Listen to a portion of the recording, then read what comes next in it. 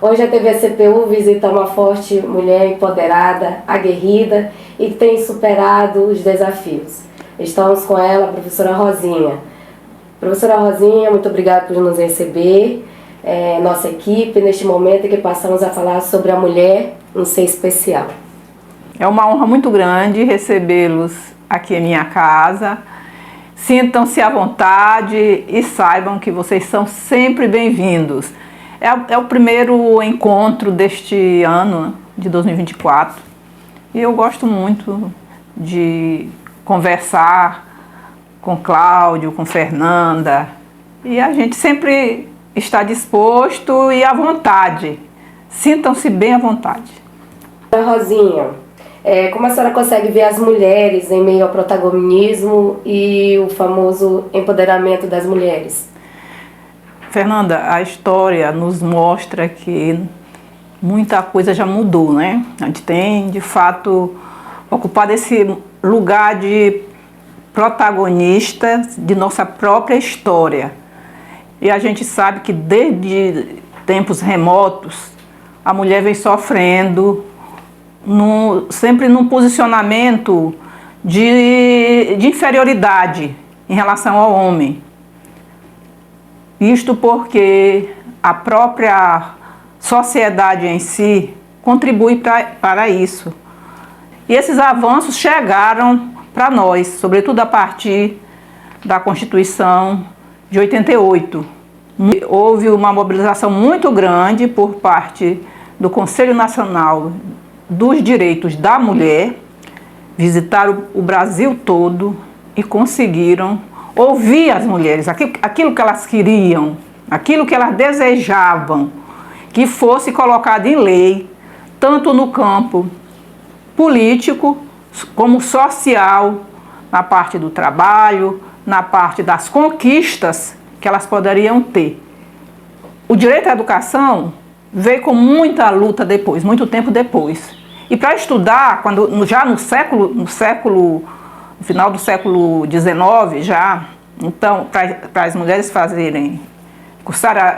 chegar à universidade, tinha que ser com a permissão do pai, com uma declaração que o pai estava dando, que permitia que a filha fosse estudar, e o marido também tinha que dar, quando era casada, tinha que dar um consentimento por escrito, senão não estudava. Então, todas essas coisas, mas a mulher foi conquistando seus espaços, né? Se for para falar da mulher, de toda essa trajetória, para não dizer assim, nós achamos a coisa pronta e está tudo bem, mas a história de fato da mulher, nós somos vencedoras e as nossas ancestrais lutaram muito para que a gente chegasse a esse ponto de estar eu aqui hoje dando uma entrevista, né? A mulher ocupando espaços de destaque na política e empreendendo. Sim, nós temos uma história muito interessante no Brasil, é que a primeira mulher prefeita, isso já nas primeiras décadas do século XX, né?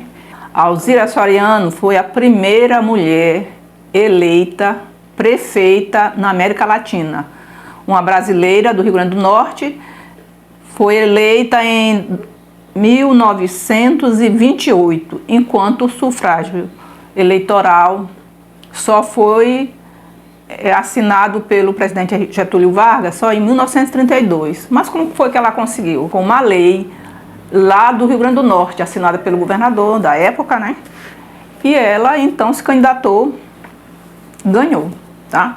E a primeira eleitora também do Rio Grande do Norte, que o primeiro título foi tirado exatamente em Mossoró, a partir dessa lei de 1927. Então, em 1928, ela concorreu e ganhou. Uhum. E foi assim, e ela é referência, inclusive tem o Instituto Alziras, em homenagem a Alzira Soriano.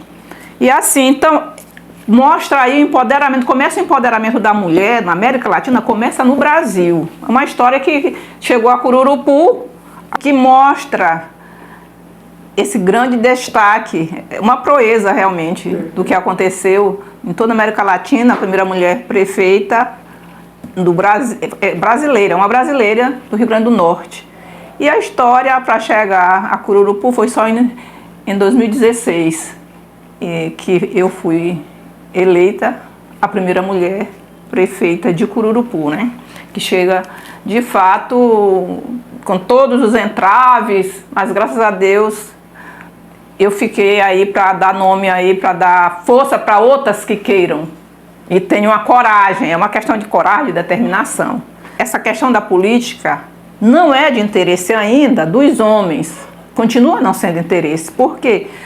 A gente vê que de vez em quando tem uma mulher que é eleita vereadora em Cururupu, mas nesse período de 2021 até vai terminar esse ano, 2024, nós não temos nenhuma representante na Câmara, muito menos no Executivo. O povo não quis. Então, isso é importante. Mas nós temos, pela questão do empreendedorismo, nós temos mulheres aí que elas estão, que não depende do voto, né? Não depende, é uma questão de opção, de determinação, de coragem. Temos muitas mulheres empreendedoras, jovens, nós temos senhoras, que têm coragem em vários setores da sociedade, do comércio, nós temos. Fizemos grandes encontros aí na época com o braço do Sebrae, muito ajudou, né? Fizemos um grande encontro de vários dias aí de formação e que nós temos pessoas hoje que continuam fazendo esse trabalho e tendo sua própria renda, né? Independente da questão do marido, porque não é atrelada, ela pode fazer sozinha também. Às vezes o marido empreende num ramo, ela já empreende em outro, né? Temos jovens também, tudo aí, que foram criados várias microempresas, né? Isso é um marco e que outras servem como inspiração para outras mulheres. Isso na questão rural, que é no campo, e até no setor cultural também tem pessoas que empreendem. E esses espaços estão sendo ocupados por mulheres e que cada vez mais inspiram outras mulheres. Isso é bom demais. Como fortalecer a mulher que não conseguiu ser empoderada por diversos fatores e ficou esquecida? Esse fortalecimento se faz pelo conhecimento das leis, pelas rodas de conversas, participação nos grupos. Nós temos a Casa da Mulher Cururupuense, que não é uma ONG, né? Um instituto que não é atrelado ao poder público, né? E que lá as mulheres elas recebem informação de tudo na questão da questão da proteção. Então as leis, elas conhecem já muita coisa. Então o que essas mulheres tinham medo, que ficava escondida, apanhando, hoje elas já enfrentam de uma outra forma, porque elas sabem. Porque a lei está aí. Quando eu falei que a Constituição deu possibilidade de direitos iguais, igualdade de direitos. Então o que acontece? Se a pessoa vive uma situação, se ela sabe que ela tem garantia de lei de protesto para protegê-la, ela tem segurança, é claro que ela vai mais corajosamente, né? E lá eu aprecio muito o trabalho que Naura faz, foi minha secretária, para meu orgulho, ela foi minha secretária da mulher, né? E já começou fazendo o trabalho lá e continua fazendo esse trabalho. E a gente sabe que tem as palestras, tem muita coisa lá que elas aprendem. Então, através desse conhecimento, a pessoa pode se libertar da própria escola. Lá nas aulas, os professores também têm conhecimento dessa força, desse empoderamento, de tudo que a mulher pode conseguir fazer para não ficar nesse anonimato, para ter esse conhecimento da força que ela tem, tá? Ela dizia assim, poxa, a professora Rosinha, teve uma mulher que ela disse, ela está com medo agora porque eu vou ter segurança na minha casa. Claro que eu não me expor para acontecer alguma coisa. A própria mulher disse isso. Ela já tem medo? Não é a questão da pessoa se expor para se tornar Marte, não. Mas é uma questão da pessoa ter segurança e conhecer seus direitos. Isso aí é importante e eu tenho certeza de que quanto mais mulheres se encontram para conversar, para saber que isso é assim, que pode fazer, porque tem aquela coisa, é obrigado, se for obrigado eu vou fazer. Aquilo que a lei obriga a fazer, a gente tem que fazer, mas o que a lei não obriga, você tem sua escolha, é livre para escolher, tem seu direito de escolha, sabendo que os direitos são iguais. Para a senhora, Rosária de Fátima Chaves, o que é ser mulher? É uma pergunta óbvia, parece muito óbvia, mas A primeira questão, ser mulher, é você se identificar como tal, tá? Aí alguém vai dizer, eu gostaria de ter nascido homem, se eu fosse homem eu faria isso. Não, você é mulher, eu sou mulher e me identifico como tal. E procuro conhecer os meus direitos e me impor. Como prefeita, eu não tinha um marido do meu lado, então eu achava que precisava de alguém para me proteger. Então a professora Rosinha é uma mulher muito dura, uma mulher dura. Eu tinha que me proteger, eu mesma.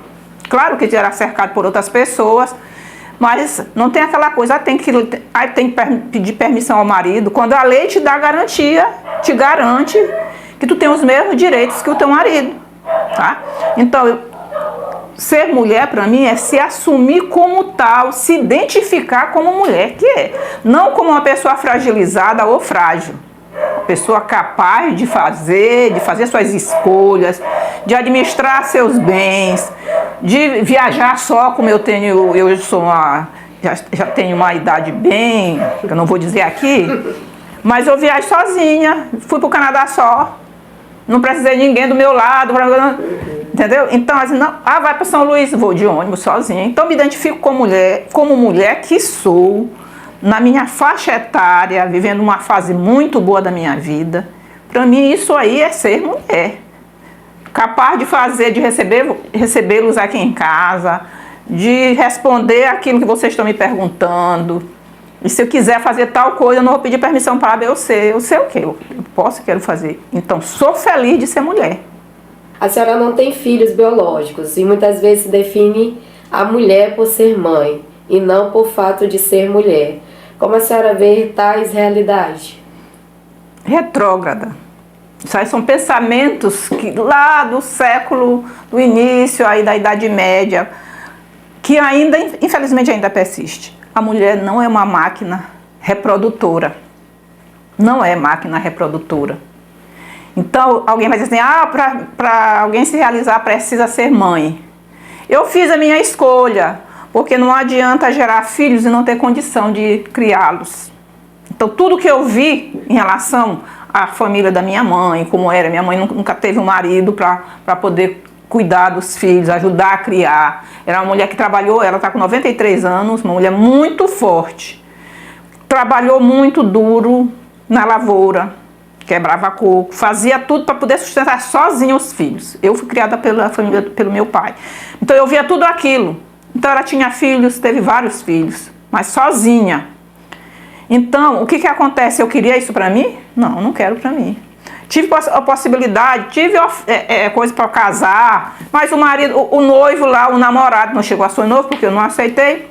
Disse, tu não vai mais trabalhar, não precisa mais, muito menos estudar. Deus me livre. Então, era uma reprodutora que queria, tá? Então, não é a questão, eu não sou uma máquina de reproduzir para gerar filhos. Se eu tivesse as condições devidas, claro, gosto muito de criança. Mas você tem que ter responsabilidade. É essa a questão que eu acho. Então, é um pensamento lá, tanto de gerar filhos, e melhor ainda, na época, se fosse homens. Vocês têm um filho homem, não pensaram que pode ainda ter uma menina, quem sabe? Se fosse uma menina, seria da mesma forma, a gente tem que pensar nisso aí. Tudo isso. Então, nada a ver da ligação direta de ser mulher.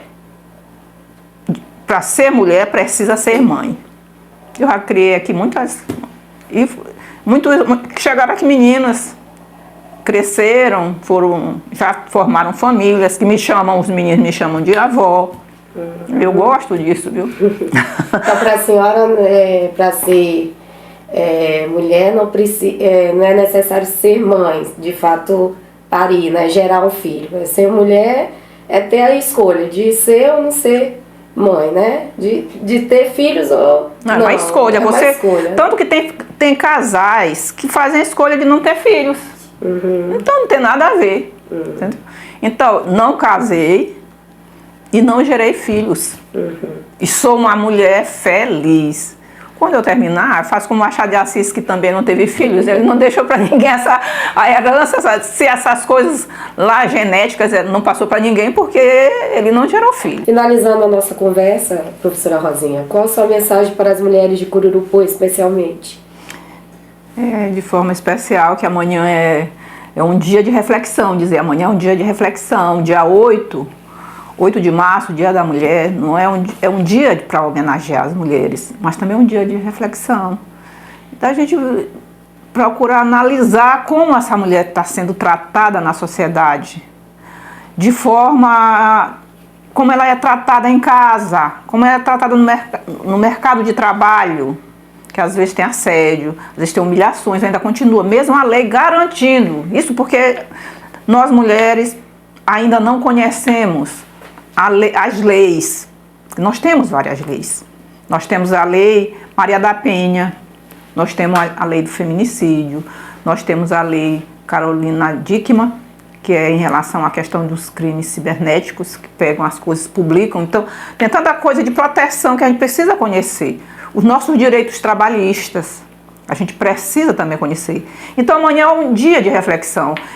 Eu quero parabenizar todas as mulheres, jovens, crianças, idosas, todas, e dizer que são seres especiais e que merecem aplausos, tá? Pela coragem, pela resiliência diante de tantas coisas que já viveram e que umas ainda vivem, tá? E a gente tentar, de todas as formas, se unir, se dar as mãos, como se diz, lá no Instituto Fênix, que é das mulheres, uma mulher não solta a mão da outra, é a frase que Naura diz todos os dias. Então, se a gente estiver juntas, não ficar uma achando que a outra, que se sobressaiu, quer ser mais do que a outra, mas se espelhar, se inspirar, porque às vezes uma mulher avança, as outras não gostam, viram a cara. Para mim não tem de virar a cara, eu fico de por quê? Mas é assim mesmo, né? Então é isso, sejam fortes, corajosas, resilientes e procurem sempre espaços para que tenha voz e vez. Isso aí eles não vão nos dar. A gente é que tem que ir em busca. Então isso é importante, porque ninguém vai saber o que está acontecendo se a gente ficar separada, se a gente ficar sem se manifestar. Então, vez e voz para todas as mulheres, não só no dia 8 de março, que é amanhã, mas todos os dias. Um grande abraço da amiga, professora de muitos que eu fui e companheira, professora Rosinha, Rosária de Fátima, do jeito que quiserem. Mas é esta mulher orgulhosa de ser mulher.